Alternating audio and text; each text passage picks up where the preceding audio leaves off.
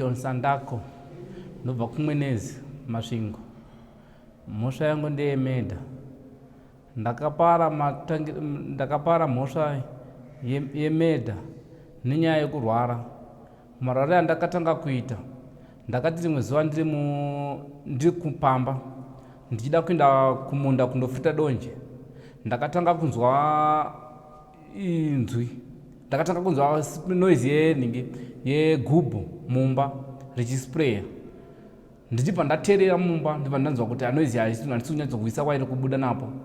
Ndichibva ndabuda ipapo ndichibva ndaenda kumunda kwandaida kundofita donje kuyako. Ndibva ndandofita donje rangu, ndafita donje ndikapedza.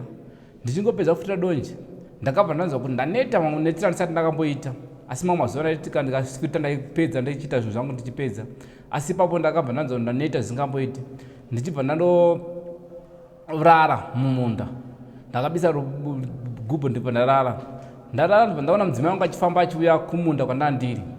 Achiuya kwandandiri ndichibva ndanzwa inzwi richiti hei tsono baya William Sandako, nekuti ndiye ari kukonzesa kuti urware. Ndichibva ndabvunza kunzwi riya kuti ndikamubaya akafa vana vake vanozoti kudii kwandiri. Ndichibva chinja futi rikadzoka richinditi chibaya mwana wavo Lilian Sandako waunoshandisa nechipambo chavo. Ndichibva ndabvunza kuti ndikamubaya akafa mwana wake anozoti kudii kwandiri. Inzwi riya richibva raenda. Saka padaro ndakabva ndaenda kumba, takabva ndagara mazuva kuti 3 weeks. Mukadzi wangu akabva angoti baba mwana munenge muri kurwara ino, ngatimbofambai. Tichibva tafamba tibva tandobata kuti bamukuru ndo ari kusumudza mhepo. Tabvunza kuti bamukuru ari kusumudza mhepo, tibva tapuwa munamato takapuwa. Ndichibva ndauya pamba tibva taushandisa. Padaro ndichibva ndasvika pakuti patakapuwa munamato takapuwa kuti tindoishandisa, ndibva ndauya kumba ndibva ndatanga kushandisa. Ndichishandisa ndakuzokaruka ndakudanikwa vanhu ndasingachakwanisi kuchimuka manje pamba nokuti ndakatanga kurora muna machi. Vaiti pane mweya wengozi nemweya wechipambo uri pawasundirwa pauri nemhepo yembengo iri pauri. Asi kuziva kwandakaita ndakambofamba 2012 ndichirwara inini, ndikanzwa kuti pane mweya wengozi futi zveuripo, asi ndikavabvunza vana baba vakati tizivi kuti pane munhu akambofurawa nepamba pedu. Saka padaro ndichibva ndandoona ini ndandakuona manzwi, ndaiona mavoice, ndaiona mavision nekunzwa manzwi. Mavision rimwe zuva ndakati ndichifamba makuseni ndichienda kumundu kwangu nedanga rangu remombe, ndakaratidzwa munhu anga achifamba akandifuratira, asi ndakatanga kuona hana yake ichipamba netsinga dzeropa. Ndaita sekuti ndakabayirwa pakombiyuta ndichiona sezvaari. Ndobva ndafamba akandisvika akandomira padanga remombe dzangu, ndobva amira padanga remombe dzangu. Ndobva ndafunga kuti munhu unoda kuti ndiuraye mombe dzangu. Saka ndichibva ndandosvika ndikamira pane mombe dzangu padanga. Achibva abva paya pota seri kwemiti kune ruware, ndobva ndatanga kuona ropa kuruware, rakazara ropa kuruware ikoko. Tabva mukufamba ipapo ndichibva ndagavira pamba tikagara tikabva ndazofonebwa futi zvehama dzikauya, vekuchechi kwangu vakauya kukanzi pamwana uyu ndisati ndanikwa hama dzangu ndakaenda kuchechi. Ndaenda kuchechi ndichingorwara kudaro, kukasvika kukanzi nemumwe muprista angari akabva kwachipinge akabva ati pandiri pane mweya unoda kutaura nevabereki vangu. Asi kuti nditume ndakabva ndataura maiguru vanga varipo, maiguru mai, kuti ndamuudza baba mukuru kuti vauye kuno kuti vazonzwa pandiri kurwara kwandiri kuita pane mweya uri pandiri unoda kutaura nevabereki vangu. Maiguru vakabva ati baba mukuru vako havangakwanisi kuuya kuno kuti vari kudorwara, tadovafambira kuti tizowe kuti chii chinovarwarisawo. Saka padaro ndakabva ndadzokera kumba ndagara kumba ndichingopiwa munamato yekuti ndishandise zvinhu zvingoramba zvingorwara zvingoenderera mberi pasina chenji yanga ichiitika. Ndakabva vekuchechi vakazouya vamwe kumba, vauya kumba ndivazvikanzi panoda $20 yekuti timubudisai $20 tiende naye kuchipinge andobatsirwa dambudziko rake nemukuru wechechi wejekeresheni. Vana baba vakangoti tichatsvaka, asi hapana kana wani akasumudza musoro akazotsvaka mari yacho. Ndobva zvadaro ndibva ndaramba ndichigara ndiri pamba. Saka mukadzi wangu anga achingorwadziwa tumwachi nekuona ini tichingogara tesere pasina munhu aiuya pamba. Baba vangu vaizouya pamba pangu kana vaona tezvara vangu vausvika pamba pangu. Saka mukadzi wangu aibvudza baba wake tezvara vangu kuti zviri kumurwarisa uyu ndezvekumusha kwake, tikubata zvakati nezvakati. Saka padaro ndichibva ndaramba mukadzi wangu achingovabvudza ivavo ndibva tagara rimwe zuva manje ndakazoti ndivete ndichirota.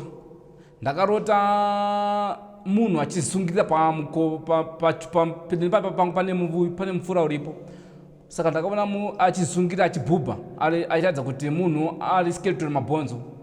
Saka azisungirira mangwana acho makuseni takabva tamuka tichinda kumaprofita, ndibva ndandozvitsva ruoko ndikandosvika ndikandopiswa ruoko apa nemumwe muprofita achiti pauri pane mhepo yembengo, futizve pane mhepo yechikwambo iri pauri nemweya wakiasi wakasundirwa pauri. Saka padaro ndichibva ndadzoka kumba. Ndichingodzoka kumba pamuti uya wandakaroteswa uya, ndakabva ndaona mukadzi wangu achigumbugwa achiwira pasi nemutoro watadapuwa kuti tinoshandisa.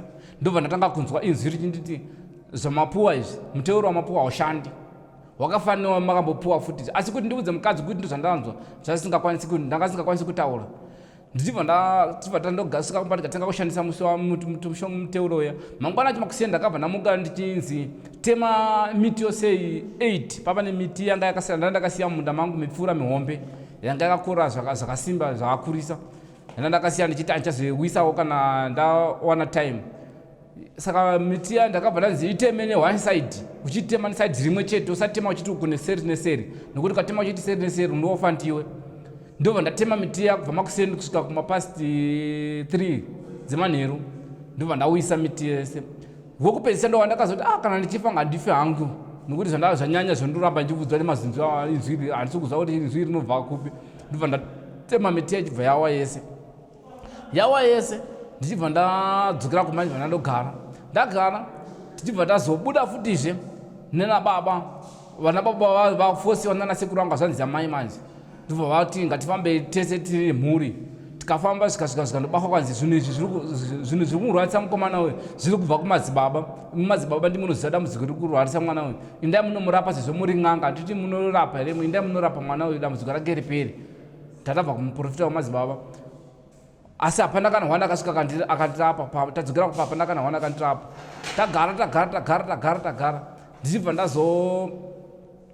ndazoninga, ndichibva ndazoona rimwe zuva ndakati ndimboenda kunotora gearbox rangu rangasara kwavuchirai futi zvoya. Ndakanotora gearbox rangu ndikadzoka ndikadzoka naro pamba. Chifume chacho ndichibva ndanari kunotengesa ndichiti ndotengesa kuti ndiwane mari yekuzvirapisa, nokuti hazvibetseri kuti ndingoramba ndakangogara panapa ndisina kana ndichingorwara. Saka pandakaenda kutengesa gearbox rangu kwangundu, ndo pandakasvika ndikatengesa rikasatengwa, ndibva ndazorisiya mumotikari. Ndarisiya mumotikari yavamwe sekuru vangu zita ravo ndo randakukoshiwa zvaro. Ndibva ndasiya mumotikari mavo. Ndichibva ndakwira bhasikoro rangu ndidzoka kumba. Pandakandomboka rwizi, ndibva ndatanga kunzwa manzwi achindiudza kuti kumba unoona kusina vanhu. Ndibva ndafamba ndichinda kumba zvangu, ndakangonyarara zvangu ndichingoona munhu akanditungamirira pamberi penzira yangu. Ndiona munhu akanditungamirira mukati menzira, ndichingofamba ndiri ndega ndichifamba. Pandakasvika kumba ndibva ndaona mukadzi wangu ariko kumba achibva andipa chikafu, ndichibva ndarya ndikapedza, ndibva tandovata. Ndipo ndakati ndivete usiku, ndakabva ndarohwa pachifuva kumapasti handichazivi kuti kuma8 here kana kuti kuma9. Ndakabva ndarohwa pachifuva ndi pambhedha, ndibva ndandowira pasi. Pandakawira pasi ndobva ndakamuka ndakabata chizuru iyeyo ndiyo ndakazomubaya nayo, ndichiona mavhizhini, ndichiona sekuti munhu vanhu vangauya kuzondigwisira neni. Saka pandakamubaya akabva afa. Ndamubaya akabva afa, ndobva ndatanga kunzwa ndatanga kuona vanhu vaya vakuuya kuzogwisana neni futizve. Ndiona ndikuziva zvakawanda zvanhu zvandaigwisana nazvo. Ndida kundibata huro, ndibva ndatanga kuzvibaya pahuro panapa ndichiona sekuti ndikubvisa ruoko, ndikubva kukatura ruoko rwemunhu uyo kuti asandibata, asandidzvinya. Zviva zvangu ndopa ndakangoinunga pasi, nokuti mumba mangu maigara mune maturusi, naigara nematurusi akawanda anga yaitambiswa nevana. Mukadzi ndi murimandi ndaigara ndichinzwa manzwi achinditi masadza nemasikati auridli kana kuti 12 kudoka chai uri mupenyu unenge wafa. Saka ndaigara ndichinzi itaiso maoko ako kuti usvike nguva yemasikati ndokuramba kwacho kuti usvike nguva yemasikati uri mupenyu. Saka ndaingoramba ndichiita saizvozvo, vanhu vachingondiona vachiita sekuti vanhu vachiona ndichiita sekuti ndiri kuimba ndiri kutamba zvinhu ndiri ndega, asi ndaigogara ndiri panzvimbo yangu ndiri ndega. Plus ndakasingadi kugara padhuze nemunhu, ndaiti ndikagara padhuze nemunhu ndainzwa makubaya mukati meropa rangu munyama mangu. Vekumukadzi baba vakauya vakati vakachaja mombe 31 kukabva kwabva 11 kukasira 20. Saka pa 20 dzacho ndo dzavanga vachiti takamirawo iwewo kuti kana wabudawo ugozoshanda ugozoripawo mosai dzacho idzi. Tete variko, wani ndo vanoenda kuchechi, vamwe vacho havaendi kuchechi. Bamukuru vanoita zvemashavi, vanomukirwa nemudzimu nemashavi. Baba vangu ndo variko, bamunini avaigara muno muti harare muno munguva yakareba. Saka zvavanoita chavita zvandizwisisi. Baba vangu kuti vagare ini vanonditi unonyanya kuda zvechechi. Saka iwe dambudziko rako rokuti unoda zvechechi, isi kuti usaita zvechechi, iwe zvako unozvionera woga. Baba pavakave vakanditi iwe usati wasvika kumba kwangu tichandokusiya kwazvanzi amai vako kuna sekuru vako. Saka ndoda kuti ndinofamba nasekuru vangu tinoonzwa kuti ngozi idzi dzinoda kuti dziripwe nei, nekuti ngozi yekutanga yechitu yacho ndisati ndasvika pakurwara inini ndakaita ndaibatsira vanhu first. Ndichibatsira vanhu ndakaita zvekutanga kunzwa inzwi rechiprofita. Ndainamatira vanhu chiprofita, ndaimuprofita. Asi profita changu chaisati chadzaka zvakasimba chokuti ndibudze munhu kuti iwe dambudziko rako rwako ndehwohwo, chasati ndasvika ipapo. Saka usati wasvika ipapo musi wacho chakatanga kudzaka chindudza zvokuita manje pamusoro pezviri mukati memusha. Chakandiudzaka chiti Mikion, kuti chipo chako chechiprofita chitanga kushanda basa, tanga wagadzisa zviri musha menyu. Musha menyu mune mweya wengozi. Enda kuna Joro kuti ubate chokwadi ugoona kuti handikunyeperi. Enda kuna watete wako maErisha.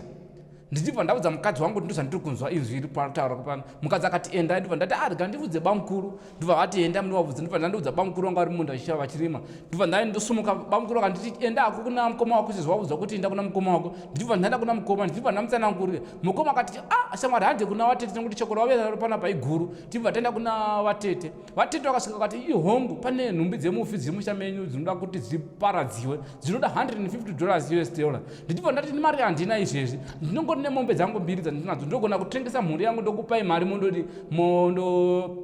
mondoripa mhosva iyi. Baba vangu vakane mumwe mukadzi, pakasheka mai vangu vakaroora mumwe mukadzi achibva aenda, vachibva varoora mumwe mukadzi achibva afa. Saka paakafa akafira kuchipatara. Hama dzekumusha vakavhati vamurape munhingire kuno mumufutsirire kuno kumba kwedu. Saka ini handina kuzoziva kuti nhumbi dzose dzabva dzaenda dzese. Ndaingoti pose apa ndaingofanira ndichingoti nhumbi dzakaenda dzese ndisingazivi.